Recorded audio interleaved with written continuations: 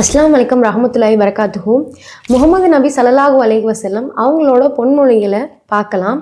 நீயத் நம்ம வாழ்க்கையில் ஒவ்வொரு நொடியும் இபாதத்தாக மாத்திரக்கு ஒரே வழி நீயத்தாக தான் இருக்குது.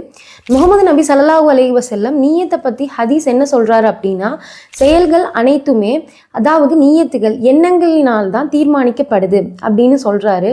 இதுக்கு எடுத்துக்காட்டாக நம்ம என்ன சொல்லலாம் அப்படின்னா, ஒருத்தர் சாப்பிட்றாரு, அவர் வெறும் பசிக்காக சாப்பிட்றாரா, இல்லை அடுத்த நாள் இறைவனை வணங்குறதுக்காக அதாவது சக்தி திரட்ட சாப்பிட்றாரா அப்படிங்கிறது இருக்குது. ஒருத்தர் தூங்குறாரு அப்படின்னா அவர் சோம்பல்னால தூங்குறாரா, இல்லை அடுத்த நாள் இறைவனை வணங்குறதுக்காக அவர் உடலை தயார்படுத்திக்கிறதுக்காக தூங்குறாரா அப்படிங்கிறது இருக்குது. ரெண்டுமே ஒரே செயல்தான், ஆனால் நீயத் தான் இங்கே வேறுபடுது.